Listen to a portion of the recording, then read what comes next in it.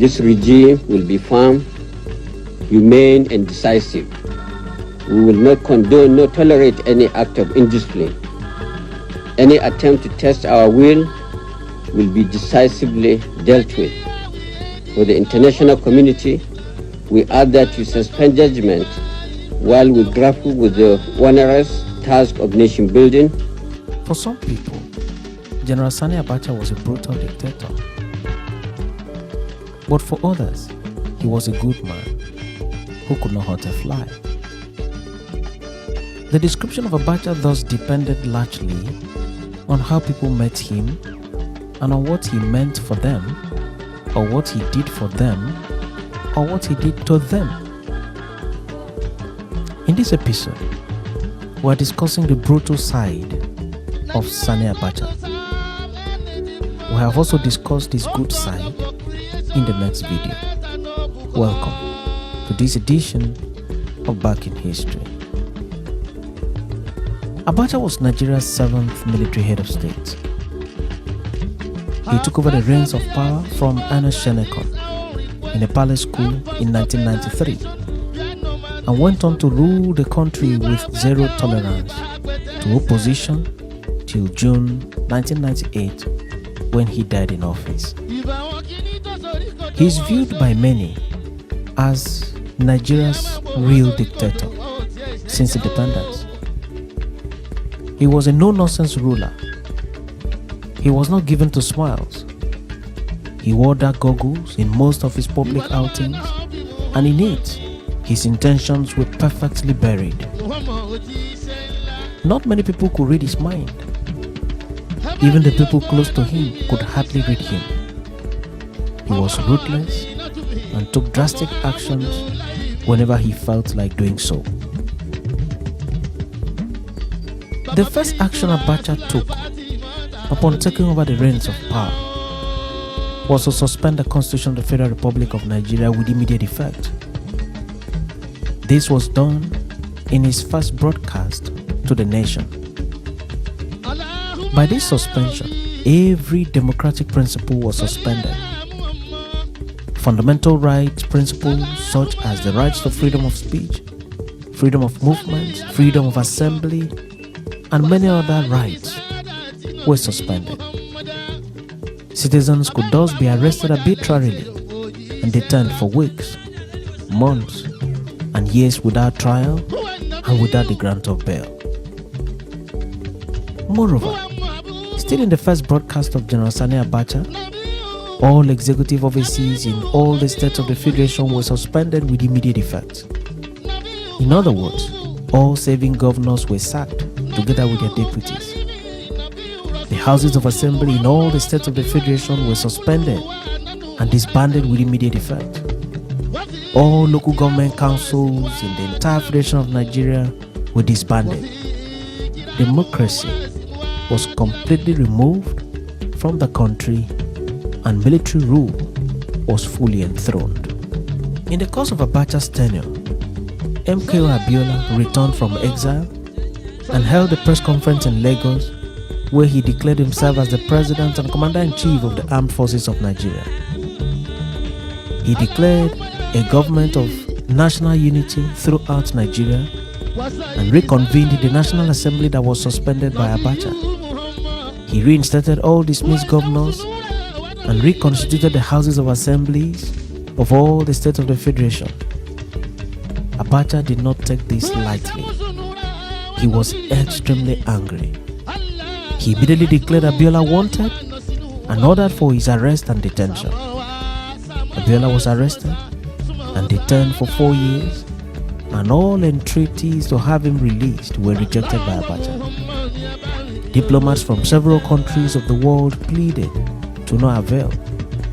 The then Catholic Pontiff, Pope John Paul II, came to Nigeria on a religious diplomatic visit and used the opportunity to plead with Abacha to release MKO Abiola. Still, Abacha did not release him from custody. Abiola later died in the said custody. Also, during Abacha's tenure, a renowned environmentalist, Ken Sarawiwa, from the Ogoni area of Rivers State, intensified his campaign for the protection of the Niger Delta environment, and also intensified his campaign for the betterment of the lives and living conditions of the people of the Niger Delta region. His agitation did not go down well with the Abacha regime. By what many have described as a strange coincidence, some traditional rulers in the area were killed for acting as saboteurs to the progress of the area. Abacha immediately sent soldiers to arrest Ken Saro-Wiwa and 8 others, and a tribunal was set up to try them for murder. Justice Ibrahim Auta was appointed to head the tribunal, while J.B. Daudu was retained as the federal government's prosecutor. In no time, the Ogoni 9 were found guilty and sentenced to death by the tribunal. Abacha did not waste time in signing the death warrant for the execution. All entreaties from the international community and from within Nigeria fell on deaf ears. The Ogoni 9 were executed. Their execution was a shocking and brutal reality, but Abacha moved on, undaunted.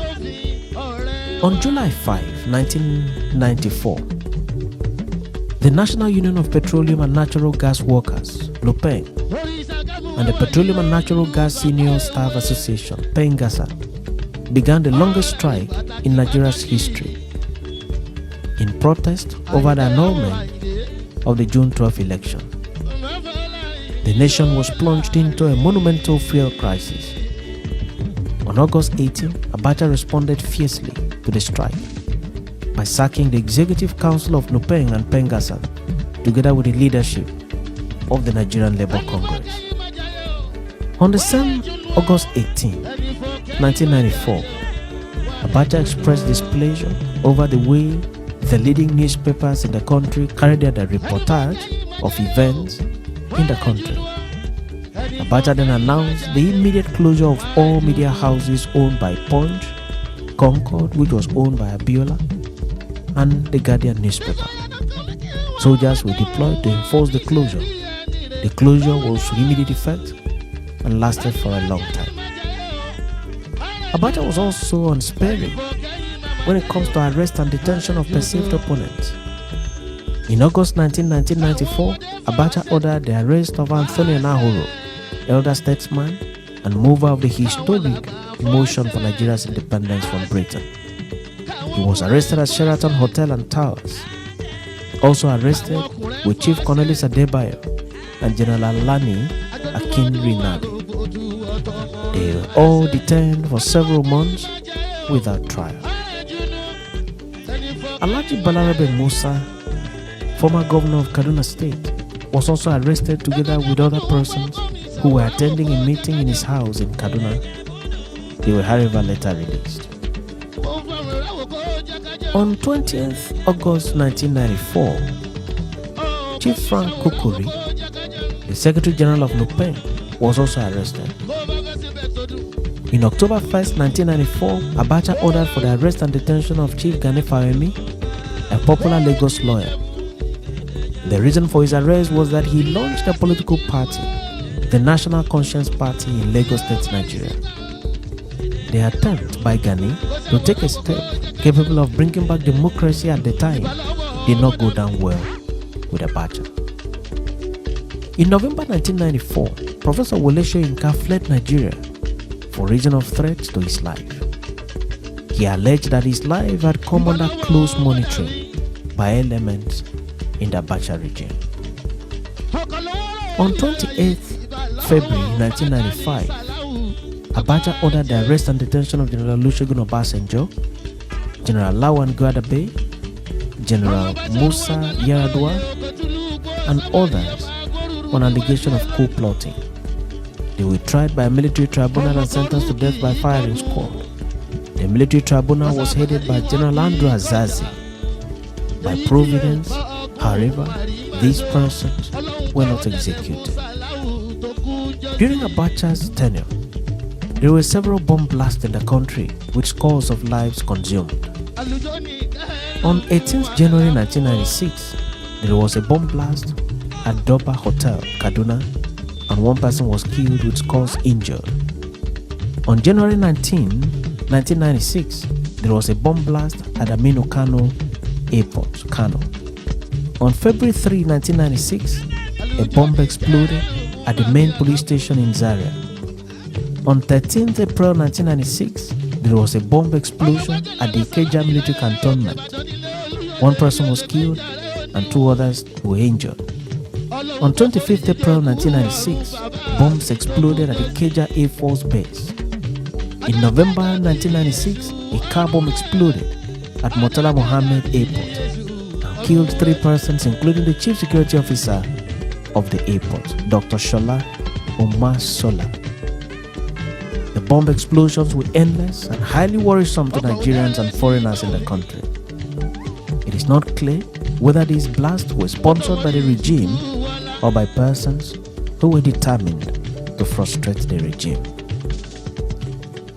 The other brutal side of Abacha was the dethronement of Alhaji Ibrahim Dasuki from the stool of Sultan of Sokoto on grounds of insubordination and alleged poor leadership.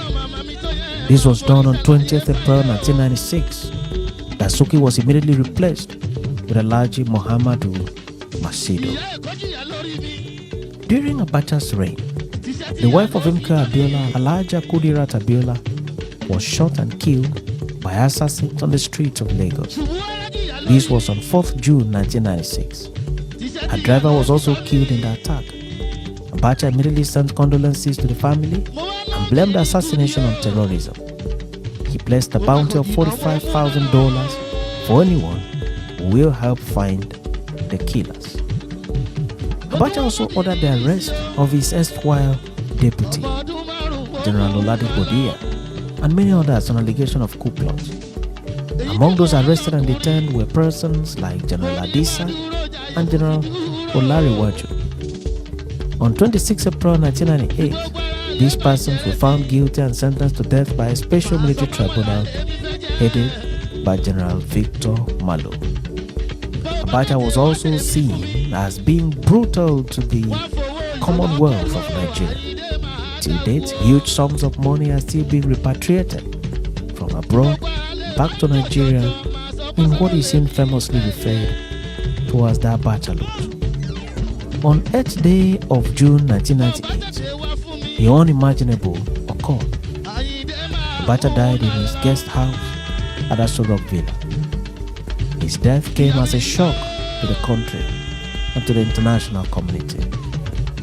He was succeeded by General Abdul Salami Abubakar, and one of the actions Abubakar took in his few days in office was the release of the persons that were detained by the Abacha administration, including those that were sentenced to death by the military tribunals. Abacha was a hard man in governance. He was a man of action and was not given to much talking. He had a good measure of high-handedness. He was feared by civilians and even feared by his colleagues in military uniforms. He is described by many as the real dictator of the Nigerian nation.